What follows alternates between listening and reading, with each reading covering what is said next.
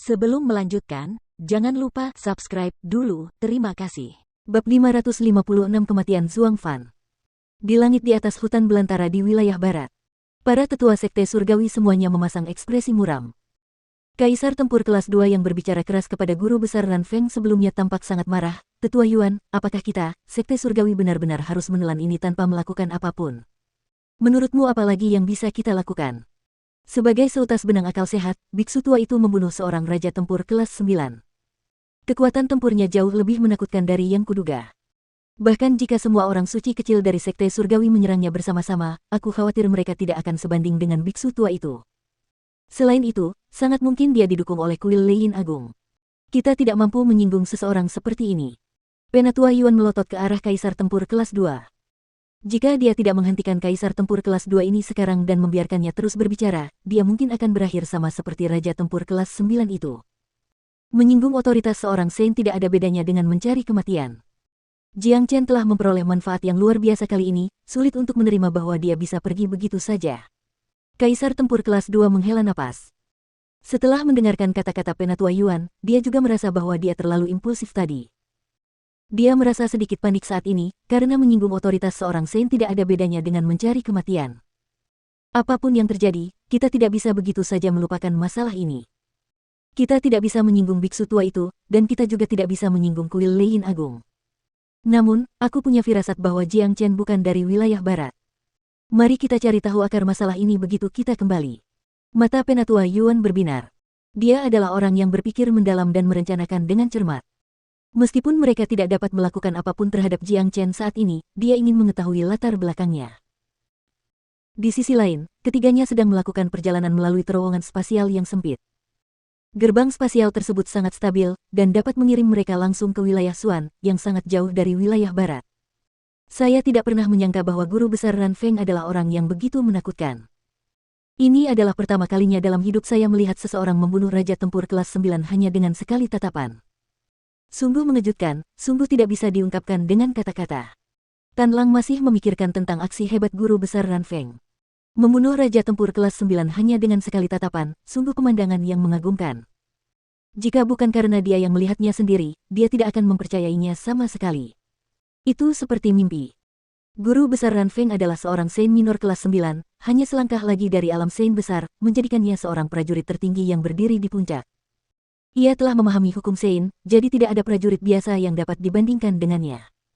Jiang Chen berkata sambil tersenyum. Dia sangat menyadari betapa kuatnya seorang Saint minor kelas 9, karena dia sendiri telah bertahan di level itu untuk waktu yang cukup lama. Guru telah menyerap pil naga petir matahari 9, meningkatkan peluangnya untuk menerobos ke alam orang suci agung. Kata Tiran, orang suci yang agung. Aku penasaran seberapa kuat mereka. Tan Lang tidak dapat membayangkannya. Seorang Saint Agung adalah eksistensi terkuat yang berdiri di puncak dunia ini. Di benua ilahi, mungkin hanya tempat seperti Tanah Suci yang memiliki seorang Saint Agung. Tentu saja, karena wilayah barat seperti dunianya sendiri, kuil Leyin Agung memang memiliki umat Buddha di alam Saint Agung. Tidak seorang pun dapat menebak kemampuan mereka yang sebenarnya.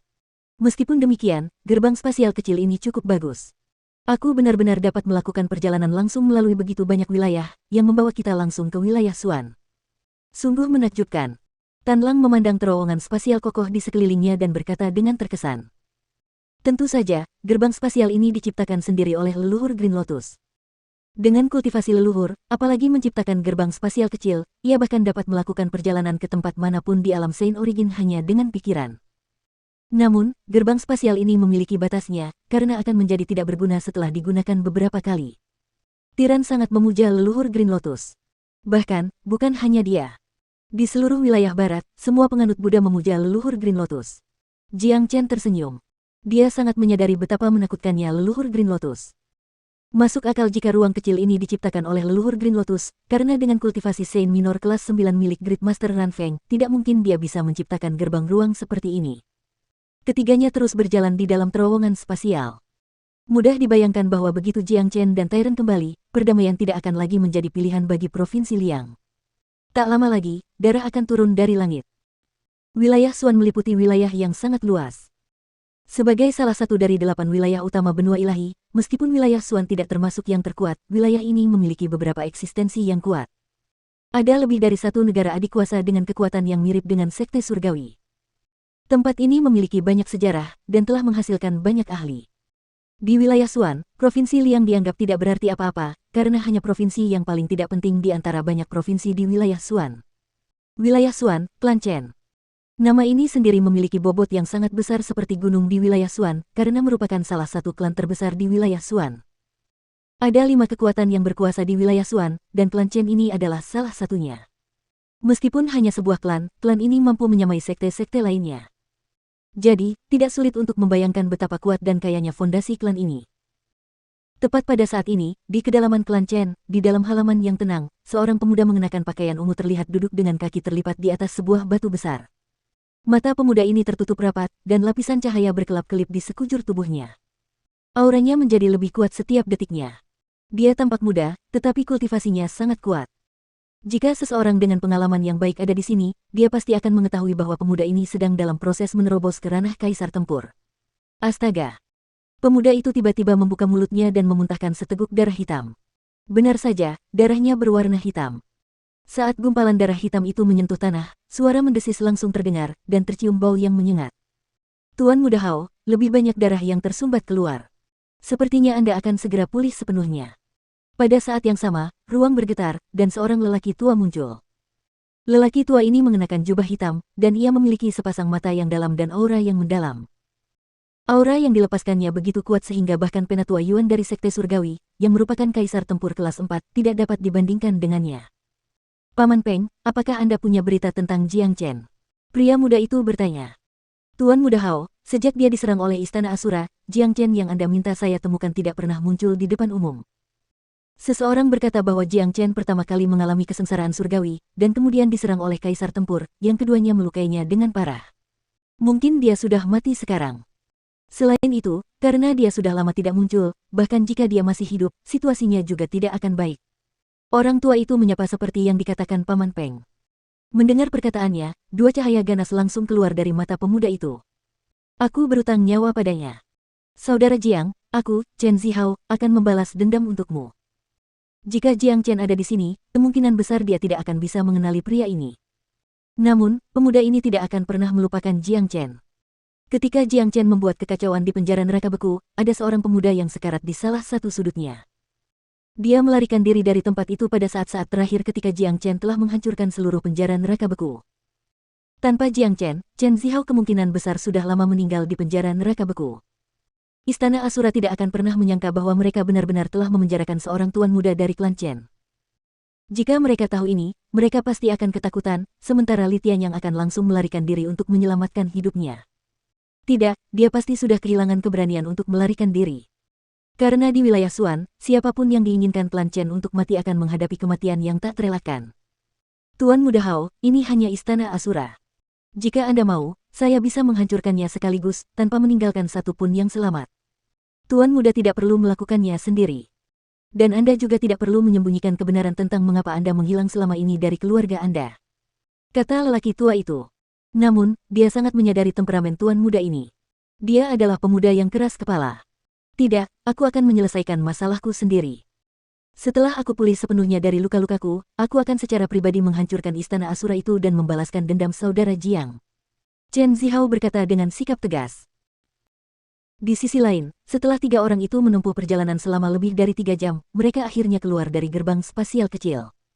Perlu disebutkan bahwa guru besar Ran Feng sangat luar biasa.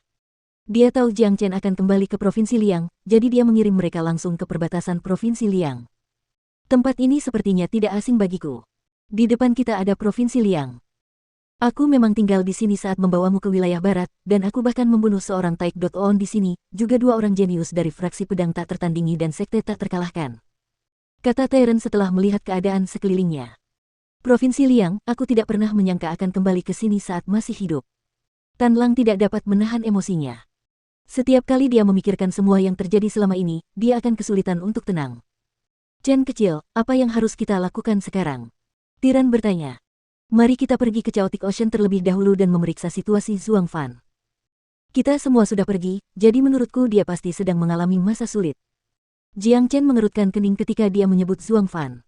Saat dia mengolah keterampilan derivasi jiwa agung, dia merasakan sesuatu yang tidak dapat dijelaskan. Dia merasa sesuatu mungkin telah terjadi pada Zhuang Fan. Baiklah, sekarang mari kita pergi ke samudera yang kacau. Tyrant dan Tan Lang setuju dengan situasi Jiang Chen. Ketika mereka memikirkan kisah sedih Zhuang Fan, kedua pria itu merasa sangat kasihan padanya. Apa yang dilakukan Taipan besar Xiao Nanfeng benar-benar penuh kebencian. Setelah itu, ketiganya membelah angkasa dan melaju menuju samudera caotik dengan kecepatan tinggi. Pada malam harinya, ketiga pria itu telah tiba di tepi samudera caotik dan langsung diselimuti oleh aura chaos yang kuat. Jiang Chen dan teman-temannya menyamar. Tanpa memperhatikan dengan seksama, akan agak sulit untuk mengenali identitas mereka yang sebenarnya. Tuan Pulau Elang Langit itu sungguh menyedihkan. Jasadnya telah tergantung selama 4 bulan. Istana Asura sudah bertindak terlalu jauh kali ini. Benar, ini keterlaluan. Jelas sekali bahwa Jiang Chen telah menghilang, dan kemungkinan besar dia sudah meninggal. Penguasa Pulau Heaven Hawk itu memfitnah Taipan Agung, merusak reputasinya, itulah sebabnya Taipan Agung tidak menahan diri. Namun, setidaknya kau harus memberi sedikit rasa hormat kepada orang yang kau bunuh. Namun sebaliknya, Xiao Nanfeng menggantung mayatnya di luar Pulau Heaven Hawk selama beberapa bulan. Ini benar-benar keterlaluan. Selain itu, aku punya firasat bahwa kata-kata penguasa pulau itu benar, dan bukan hanya fitnah. Tepat saat mereka tiba di Chaotic Ocean, Jiang Chen langsung mendengar pembicaraan seperti ini. Ekspresi dirinya, Tyrant, dan Tan Lang langsung berubah. Sepertinya sesuatu benar-benar telah terjadi pada Zhuang Fan. Astaga, plus. Dengan goyangan tubuhnya, Jiang Chen tiba di depan para kultivator yang tengah berbincang satu sama lain. Hei, siapa kamu? Jangan menghalangi jalanku. Melihat seseorang menghalangi jalannya, seorang pria segera berkata dengan tidak sabar.